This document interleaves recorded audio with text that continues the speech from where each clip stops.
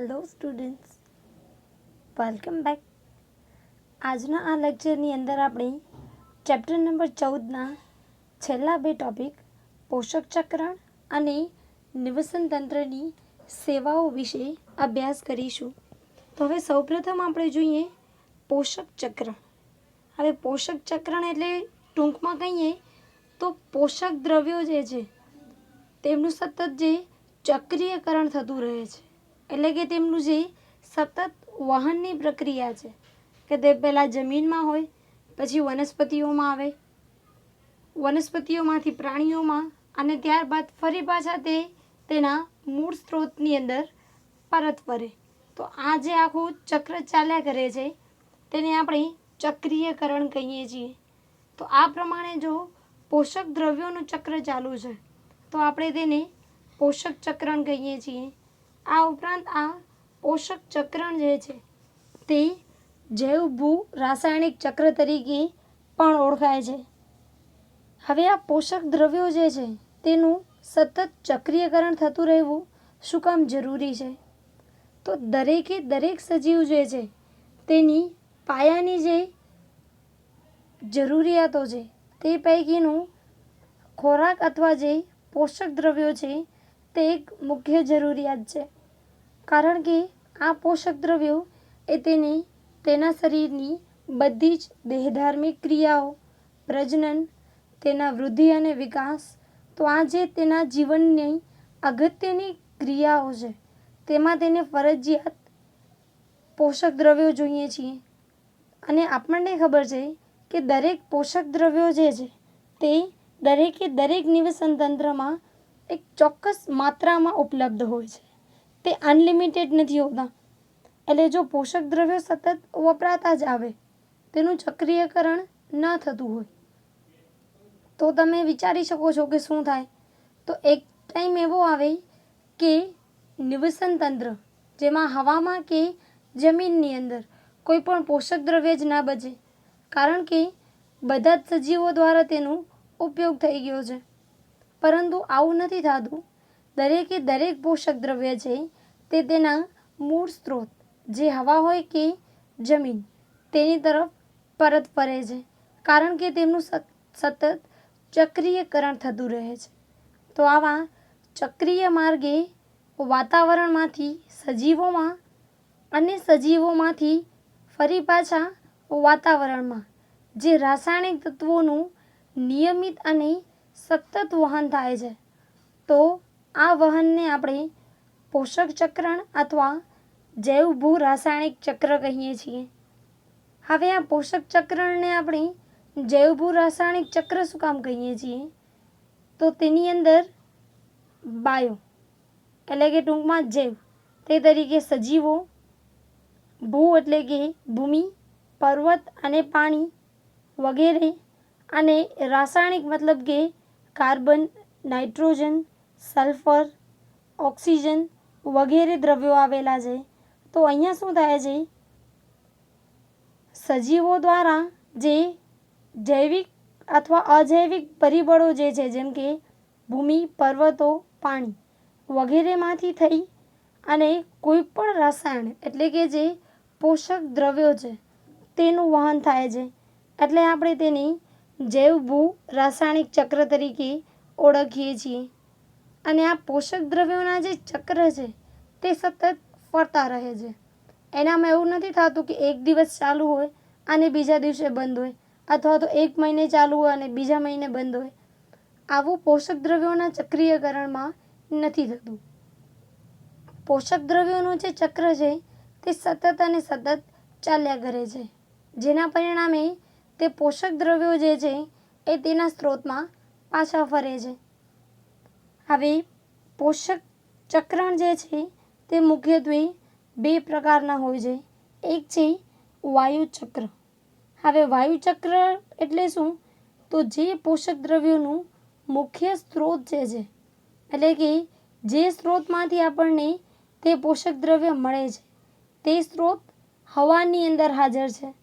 એટલે આપણે આવા ચક્રને વાયુ ચક્ર કહીએ છીએ. ઉદાહરણ તરીકે આપણે કાર્બન લઈએ તો કાર્બનનો મુખ્ય સ્ત્રોત એ કાર્બન ડાયોક્સાઇડ છે જે હવામાં હાજર છે. ત્યારબાદ નાઇટ્રોજન, તો તે N2 સ્વરૂપે હવાની અંદર હાજર હોય છે. ઓક્સિજન છે તો તે પણ O2 સ્વરૂપે હવામાં હાજર હોય છે. તો આ બધા જ પોષક દ્રવ્યો જે છે તેમનો મુખ્ય સ્ત્રોત જે છે તે હવાની અંદર હાજર છે, એટલે આપણે તેને વાયુચક્રો કહીએ છીએ. અને બીજો પ્રકાર છે અવસાદી ચક્ર, એટલે કે તેનો મુખ્ય સ્ત્રોત જે છે તે જમીનની અંદર ખડકો અથવા પથ્થરોની અંદર હોય, તો તેને આપણે અવસાદી ચક્ર કહીએ છીએ.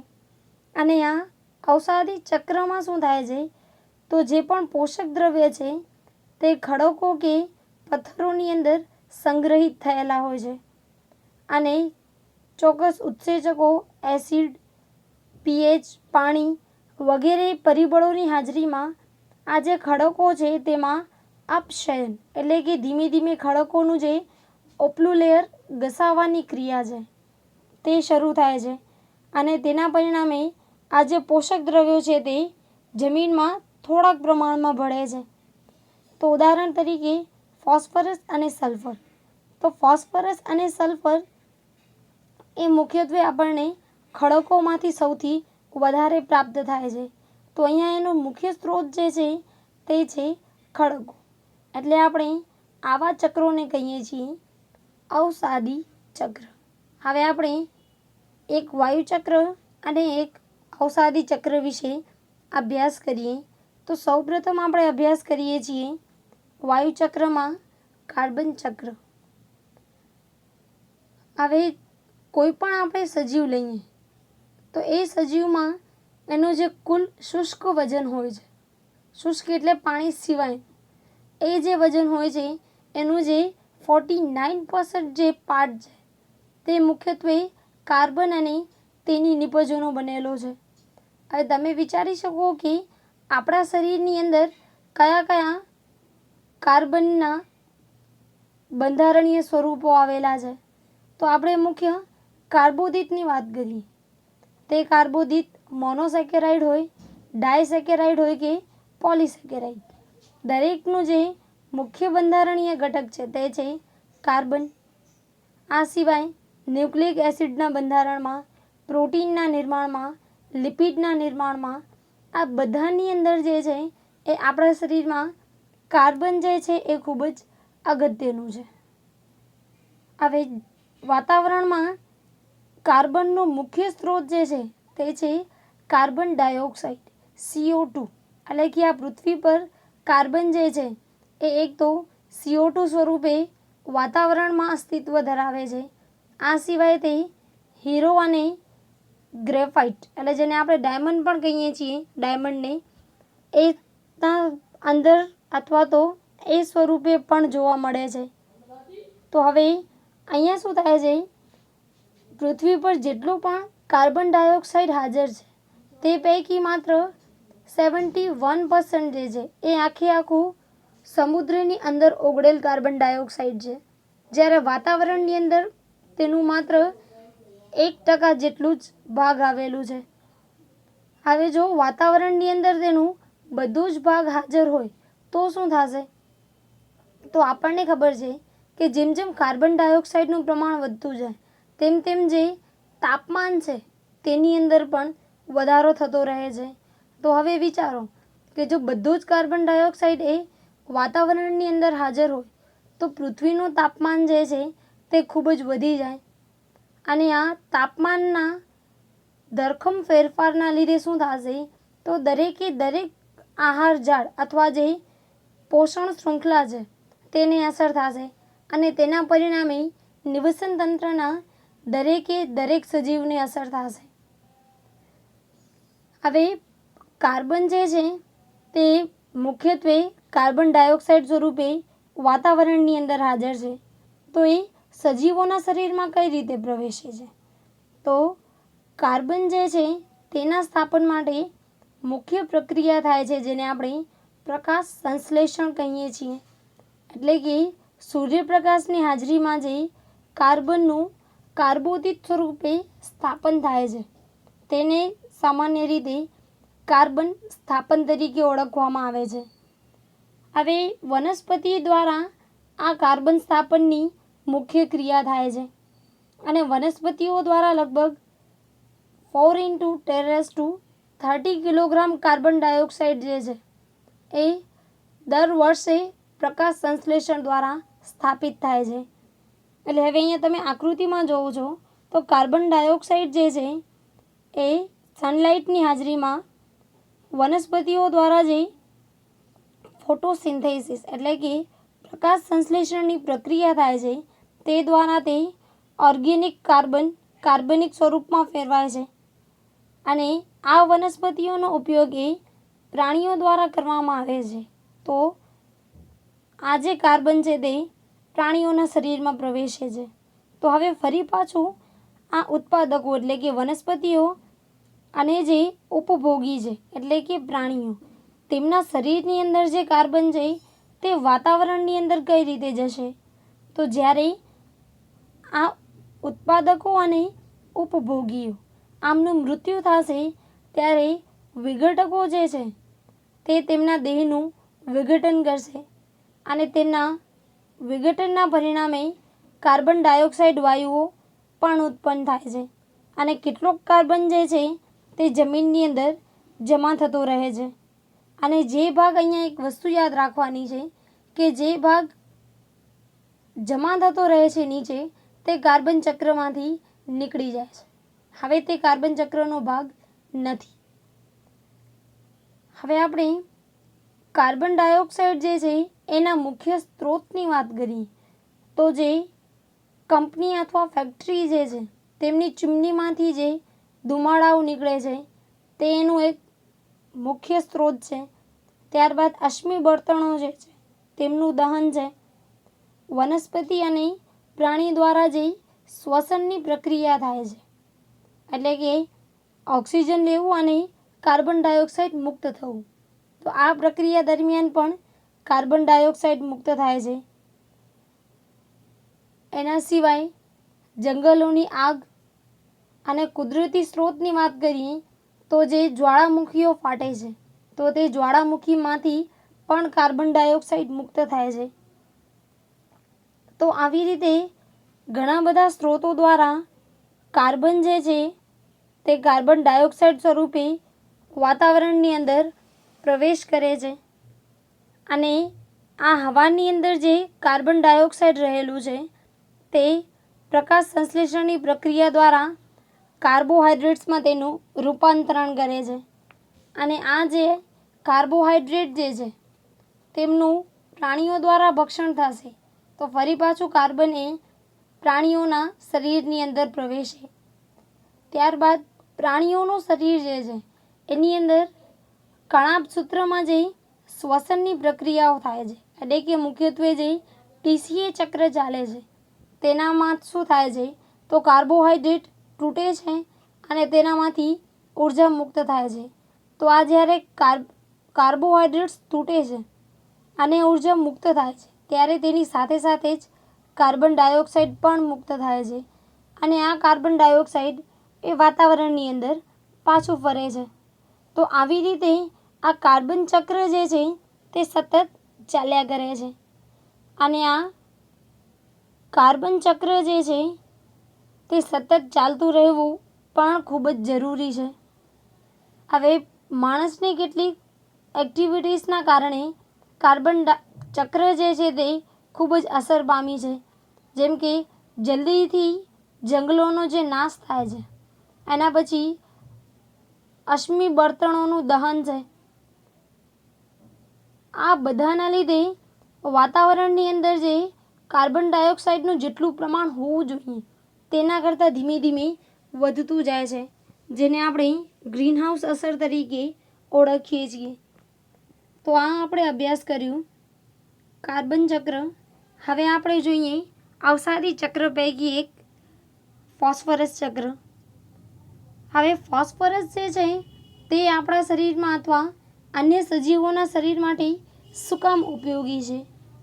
તો આ ફોસ્ફરસ જે છે એ દરેક સજીવો છે એની અંદર જે ચાવીરૂપ દ્રવ્યો છે જેમ કે હાડકાઓ એટલે કે અસ્થિ, દાંત, ન્યુક્લિક એસિડ એટલે કે DNA અથવા RNA, ત્યારબાદ NADP અને સૌથી અગત્યનું ATP એડેનોસાઇન ટ્રાઇફોસ્ફેટ કે જે દરેક કોષની અંદર ઉર્જાનું ચલણ છે. તો આ દરેકની અંદર ફોસ્ફરસ હોવું એ ખૂબ જ અગત્યનું છે. તો હવે આ ફોસ્ફરસ જે છે તેનો મુખ્ય સ્ત્રોત જે છે એ છે ખડકો. તો અહીંયા તમે ચક્રમાં સૌથી નીચેની તરફ નજર કરો તો જે ખડક ખનિજો છે જેની અંદર ફોસ્ફરસ જે છે તે ફોસ્ફેટ સ્વરૂપે સંગ્રહ પામેલો હોય છે. અને જ્યારે કેટલીક ચોક્કસ ફૂગ જે છે, જેમ કે આપણે અહીંયા પહેલાં ફોસ્ફેટના સ્ત્રોત તરીકે વાત કરીએ તો ફોસ્ફેટ જે છે એ લગભગ સુધી જે મોટા પહાડો હોય છે તેમાં અદ્રાવ્ય ફેરિક ફોસ્ફેટ અને કેલ્શિયમ ફોસ્ફેટ સ્વરૂપે હોય છે.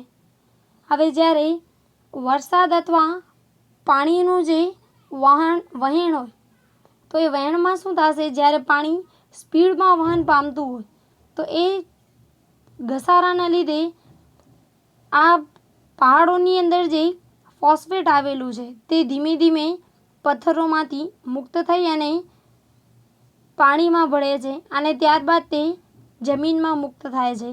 આ સિવાય જો જમીનની અંદર ફોસ્ફરસનો મુખ્ય સ્ત્રોત આવેલો છે તો શું થાય છે, તો અમુક વનસ્પતિઓ જે છે તેના મૂળની આજુબાજુ ફૂગના તંતુઓ ગોઠવાયેલા હોય છે અને આ પ્રકારના જીવનને આપણે સહજીવન અથવા સિમ્બાયોટિક રિલેશન કહીએ છીએ, જે આપણે 13મા ચેપ્ટરમાં જોયું હતું.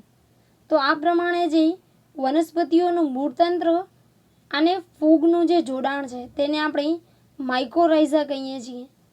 તો આ માઇકોરાઇઝાની અંદર જે પણ ફૂગ આવેલી હોય છે તે ફૂગ એ કેટલાક એસિડ અને ઉત્સેચકોનો સ્ત્રાવ કરે છે. તો આ એસિડ અને ઉત્સેચકોના લીધે પથ્થરોની અંદર જે ફોસ્ફરસ આવેલું છે તે ધીમે ધીમે જમીનની અંદર મુક્ત થાય છે. તો આ ખડકો જે છે એની અંદર આપશ્રયણની ક્રિયા દ્વારા ફોસ્ફરસ જે છે એ જમીનની અંદર જે પાણી આવેલું છે તેની અંદર દ્રાવ્ય થઈ જાય છે અને આ જે ફોસ્ફરસયુક્ત પાણી છે તેનું ઉપયોગ જે છે તે ઉત્પાદકો એટલે કે લીલી વનસ્પતિઓ દ્વારા થાય છે. અને આવી રીતે ફોસ્ફરસ જે છે તે ખડકોમાંથી ઉત્પાદકોની અંદર પ્રવેશે છે અને આ ઉત્પાદકોનો ઉપયોગ જ્યારે ઉપભોક્તાઓ એટલે કે ઉપભોગીઓ કરે છે ત્યારે તે ફોસ્ફરસ એ તેમના શરીરની અંદર પ્રવેશે છે. અને જ્યારે પણ ઉપભોગી કે ઉત્પાદકોનું મૃત્યુ થાય છે ત્યારે એમના જે મૃતદેહો છે તેમનું વિઘટકો દ્વારા વિઘટન થાય છે અને ફરી પાછું તેમના શરીરની અંદર જે ફોસ્ફરસ આવેલું છે તે ફોસ્ફરસ એ પોતાના મૂળ સ્ત્રોત પહેલાં તો જમીનમાં આવે છે, તેમાંથી થોડોક જ ભાગ ફરી પાછો વનસ્પતિઓ દ્વારા ઉપયોગમાં લેવાય છે અને બાકીનો જે ભાગ છે તે ખડકોની અંદર પાછું સંગ્રહિત થાય છે. તો અહીંયા ફોસ્ફરસ જે છે તેને ખડકોમાંથી મુક્ત કરવા માટે કેટલાક ફોસ્ફેટને દ્રાવ્ય કરી શકે તેવા બેક્ટેરિયા પણ છે. તો તેના દ્વારા પણ ફોસ્ફરસ જે છે તે જમીનની અંદર વધતું જાય છે. હવે આ ફોસ્ફરસ જે છે તે મુખ્યત્વે ભૂમિની અંદર ખૂબ જ ઓછા પ્રમાણમાં હાજર હોય છે. એટલે જો તમે નોર્મલી ખાતરો જોતા હો તો ખેડૂતો જે છે એ NPK ખાતર એટલે કે નાઇટ્રોજન, ફોસ્ફરસ અને પોટેશિયમ આયનો જે છે તે જમીનમાં તે આયનોયુક્ત ખાતર જે છે એ વધારે પ્રમાણમાં ઉત્પન્ન કરે છે, કારણ કે ફોસ્ફરસ જે છે એ ઓલરેડી જમીનમાં ઓછા પ્રમાણમાં હાજર છે અને વનસ્પતિઓના પૂરતા વિકાસ માટે તે ખૂબ જ જરૂરી છે. તો આવામાં ખેડૂતો જે છે તે બહારથી ફોસ્ફરસ એ તેમને પ્રોવાઈડ કરે છે. હવે અત્યારના જમાનાની વાત કરીએ તો અત્યારે શું થાય છે, જે સૌથી વધારે પ્રમાણમાં ડિટર્જન્ટનો ઉપયોગ થાય છે તો આ ડિટર્જન્ટની અંદર સૌથી વધારે પ્રમાણમાં ફોસ્ફરસ રહેલું હોય છે. અને આવું જે ડિટર્જન્ટવાળું પાણી છે તે પાણી જ્યારે ઝરણા, તળાવ કે નદીમાં દાખલ કરવામાં આવે છે તો તેમની અંદર ફોસ્ફરસ જે છે તેનું પ્રમાણ વધી જાય છે. અને ફોસ્ફરસનું પ્રમાણ વધી જાય છે એટલે તેની સાથે સાથે જ વનસ્પતિઓનું પ્રમાણ જે છે એ પણ વધી જાય છે. તો વધારે પ્રમાણમાં વનસ્પતિઓ પણ જલજ નિવસન તંત્રમાં નુકસાન કરે છે. હવે આ આપણે વાત કરી કે જમીન ઉપર ફોસ્ફરસ સાયકલ કઈ રીતે ચાલે છે. હવે આપણે જોઈએ કે પાણીની અંદર ફોસ્ફરસ ચક્ર જે છે તે કઈ રીતે ચાલે છે. તો જ્યારે જમીનની અંદર ફોસ્ફરસ રહેલું છે એ પાણીની અંદર ઓગળે ત્યારે તે જળાશયોમાં પણ થોડું ઘણું વહન પામશે. અને આ જળાશયોમાં રહેલા ફોસ્ફરસનો ઉપયોગ એ વનસ્પતિ પ્લવકો અથવા પ્રાણી પ્લવકો દ્વારા થાય છે. અને આ બધા જ્યારે માછલીઓ દ્વારા ખવાશે તો ફરી પાછા તે માછલીની અંદર પ્રવેશ કરશે. અને માછલી જે છે એ જ્યારે પક્ષીઓ દ્વારા ખવાશે તો ત્યારે ફોસ્ફરસ જે છે તે પક્ષીઓની અંદર એન્ટર થાય છે. તો અહીંયા જેટલું પણ ફોસ્ફેટ મુક્ત થાય છે તેમાંથી મોટા ભાગનું જે છે તે સમુદ્રના તળિયે જમા થતું રહે છે. અને ફરી પાછું કાર્બન ચક્રની જેમ જ જે ફોસ્ફરસ નીચે અવસાદન પામે છે એટલે કે તળિયે જમા થતું રહે છે તે ફરી પાછું ફોસ્ફરસ ચક્રમાંથી બહાર નીકળી જાય છે એટલે કે તેનું ચક્રીયકરણ નથી થતું. હવે દરિયામાં જે ધોવાણ થતું ફોસ્ફરસ છે તે જમીનને પ્રાપ્ત થતા ફોસ્ફરસ કરતાં વધુ હોય છે. તો હવે અહીંયા આપણું કાર્બન ચક્ર અને ફોસ્ફરસ ચક્ર પૂરું થાય છે. હવે આપણે નિવસન તંત્રની સેવાઓ જોઈએ એટલે કે નિવસન તંત્ર જે છે તે દરેક સજીવો માટે કઈ કઈ સેવાઓ આપે છે. તો નિવસન તંત્ર જે છે એ દરેક સજીવ માટે ખૂબ જ ઉપયોગી છે. કારણ કે જો વૃક્ષો હાજર છે તો જ આપણને શુદ્ધ પાણી અને હવા મળી રહે છે. એના સિવાય આ નિવસન તંત્રોના લીધે જે દુકાળગ્રસ્ત પરિસ્થિતિ કે પૂરની પરિસ્થિતિ છે તેનાથી પણ આપણને રક્ષણ મળે છે. એ સિવાય નિવસન તંત્ર જે છે તે પોષક દ્રવ્યોના ચક્રીયકરણમાં, પછી વનસ્પતિમાં પરાગનયનની ક્રિયા માટે, આ ઉપરાંત કેટલાક પોષક દ્રવ્યોના સંગ્રહ સ્થાન તરીકે. તો આ પ્રમાણે નિવસન તંત્ર જે છે એ આપણા માટે ખૂબ જ અગત્યના કાર્યો કરે છે. જે પૈકી એક છે જે નિવસન તંત્રની અંદર જૈવ વિવિધતા જોવા મળે છે એટલે કે સજીવોની અંદર જે વિવિધતા જોવા મળે છે તે માટે ખૂબ જ અગત્યનું છે. આ ઉપરાંત નિવસન તંત્ર જે છે એ કેટલીક સાંસ્કૃતિક અને ધાર્મિક ક્રિયાઓ જે છે તેનામાં પણ ખૂબ જ ઉપયોગી છે. હવે રોબર્ટ કોન્સ્ટેન્જા અને એમના જે સાથીદારો છે તેમણે એક મંતવ્ય શોધ્યું છે. અને આ મંતવ્ય પ્રમાણે તેઓ શું કહે છે કે જો આપણે નિવસન તંત્રની સેવાનો મૂલ્ય કાઢવા જઈએ તો તે મૂલ્ય એ લગભગ સુધી 33 ટ્રિલિયન US$ છે, અમેરિકન ડોલર પર યર. એટલે કે એક વર્ષમાં તેનો ખર્ચ લગભગ 33 ટ્રિલિયન US$ આટલું થાય. અને જો આપણે વિશ્વનું કુલ ઉત્પાદન જોઈએ તો તે માત્ર 18 ટ્રિલિયન US$ છે. તો તમે વિચારો કે નિવસન તંત્ર જે છે તે આપણને ખૂબ જ અગત્યની સેવાઓ આપે છે અને એ પણ ફ્રીમાં. આપણને તેના માટે કોઈ પૈસા ચૂકવવા પડે છે કે એવું કાંઈ નથી. તે પોતાની રીતે જ આપમેળે આપણને ઘણી બધી સેવાઓ આપતા રહે છે.